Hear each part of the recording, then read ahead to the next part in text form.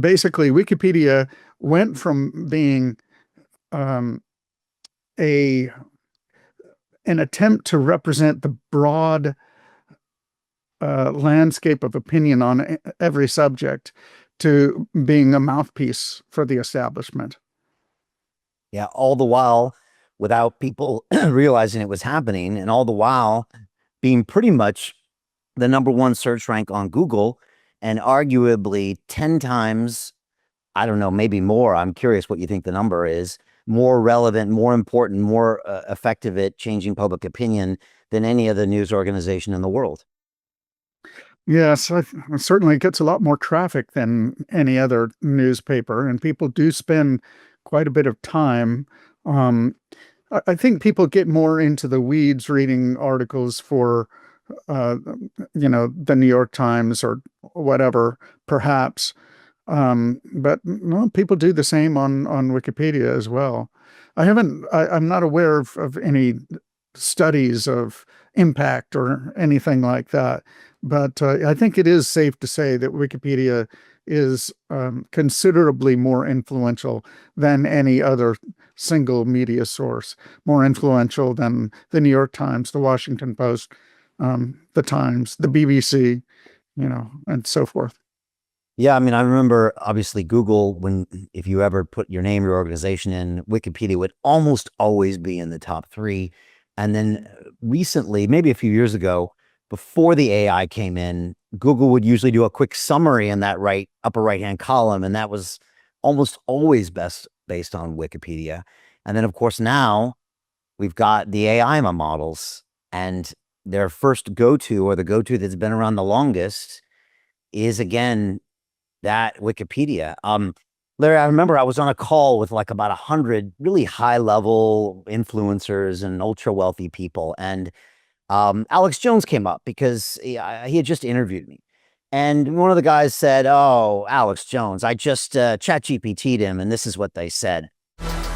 What the London Real Investment Club actually does for you, it gives you the keys to open that door to the inside deals. In the last 3 weeks, I've participated in 3 incredible deals: a layer 2 Bitcoin protocol, an incredible AI protocol. The deal flow is beyond what I expected. I don't think I've ever seen a model like this that just gives average folks the opportunity to be behind the deals, and that's exactly what we've done. Not only that, you get to hang out with Brian Rose every week, and for me, that was huge because I look at Brian as somebody who's not only an expert in the space, and I think is on the leading edge, but just the leading edge of thought with London Real and the work he's doing there. To anyone who's taking a serious look at this, I know it's a big decision. It was a big decision for me and my family, and it is one of the best decisions I've ever made. So I wish you all the best and hope you come join us.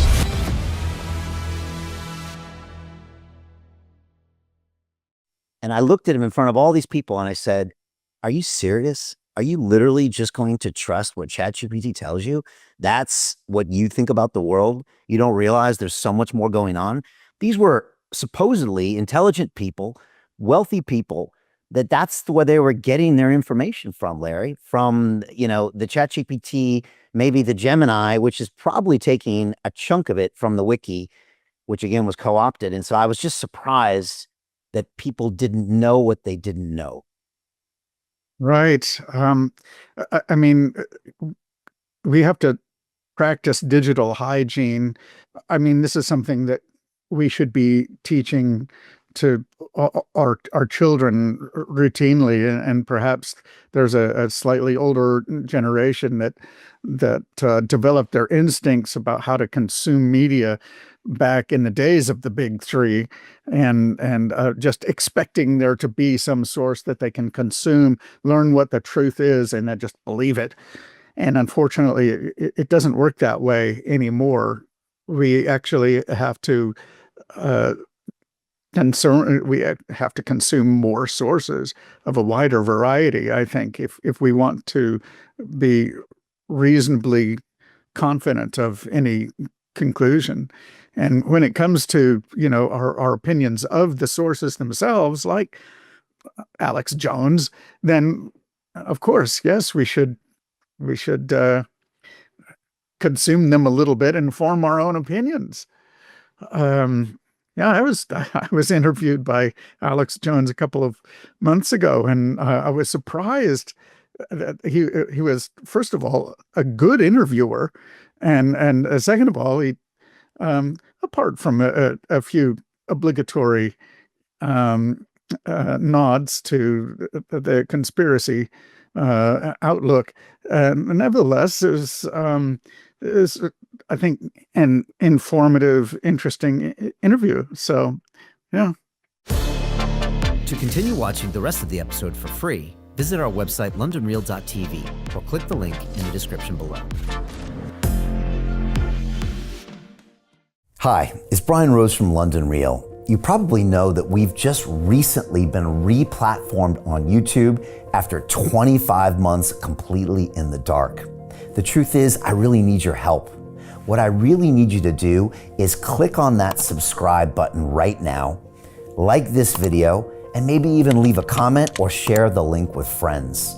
We're really fighting against an algorithm that's tried to keep us quiet for so long. And the more subscribers we have, the more people watch our content, the better guests we can bring you, the better content, and we can continue transforming lives. We've been doing this for 14 years now. I want to do this for another 14 years, but I really need your help.